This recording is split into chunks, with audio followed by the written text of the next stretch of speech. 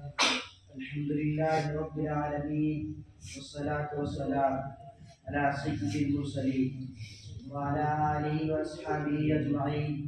أما بعد، فأعوذ بالله من الشيطان الرجيم. بسم الله الرحمن الرحيم. أولئك الذين امتحن الله قلوبهم للتقوى لهم مغفرة وأجر عظيم. وقال النبي صلى الله عليه وسلم: أصحابي كالنجوم بأي اقتديتم اهتديتم.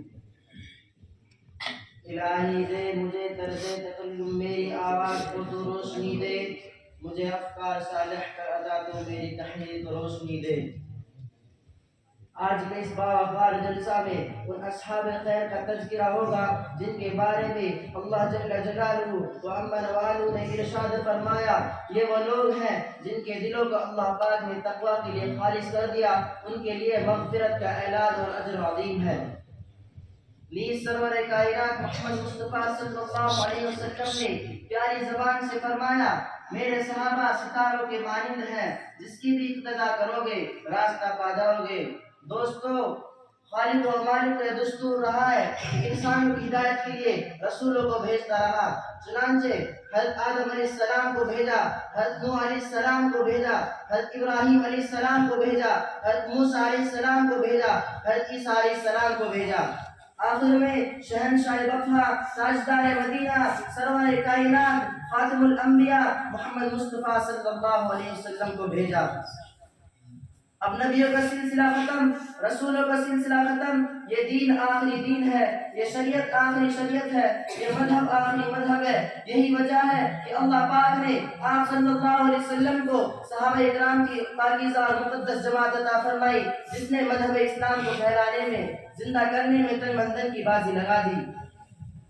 چنانچہ تاریخ شاہد ہے ان سچے دانشوروں نے دین اسلام کے خاطر وہ قربانی پیش کی جس کے نظیر پیش کرنے سے عالم و انسانیت کہیں دامن و خالی ہے۔ یہی وہ صحابہ ہیں جنہوں نے حکم خداوندی، پیغام محمدی کو عام کرنے کے لیے گردنیں کٹا دی، عورتوں کو بیوہ اور بچوں کو یتیم کر دیا۔ محترم حضرات، صحابہ اکرام کی جماعت و جماعت ہے جس کو رب کائنات نے درسگاہ نبوت کے لیے منتخب فرمایا، حاجی آدم صلی اللہ علیہ وسلم کو ان کا معلم بنایا اور کتاب ہدایت قرآن پاک عطا فرمائی۔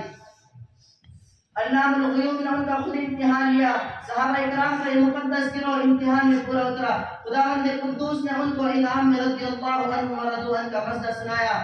حقیقت یہ ہے کہ صحابہ اکرام دین کے ستون ہیں۔ صحابہ اکرام کنتم خیر امت کے بلا واسطے مخاطب ہیں۔ دوستو، صحابہ پاک باز ہیں، ان کے قلوب تقوی طہارت سے لبریز ہیں۔ قرآن پاک میں جا بجا اللہ نے ان کی تعریف فرمائی۔ قرآن پاک ان کی تعریف میں رتب اللسان ہے۔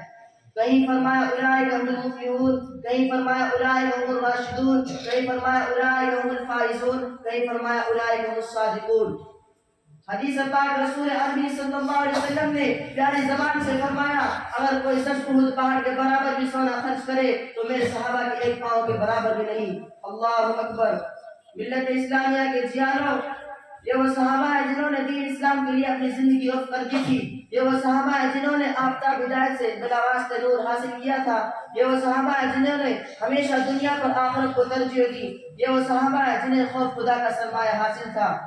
یہی وجہ ہے کہ ان کو دربار رسالت سے اصحاب النجوم کا مزدہ ملا۔ قرآن نے ان کی تعریف کی، اللہ نے ان کی تعریف کی، رسول نے ان کی تعریف کی، مگر اے مذہب اسلام کے متوالوں، آج سے 1400 سال پہلے خاتم الانبیاء محمد رسول اللہ صلی اللہ علیہ وسلم نے پیاری زبان سے فرمایا، میری امت 73 فرقوں میں تقسیم ہوگی، ہر فرقہ ناری اور جہنمی کا ہوگا، مگر ایک فرقہ نجات پانے والا ہوگا۔ نجات پانے والا فرقہ وہ ہوگا جو میرے اور میرے صحابہ کے نقش قدم پر گامزن ہو۔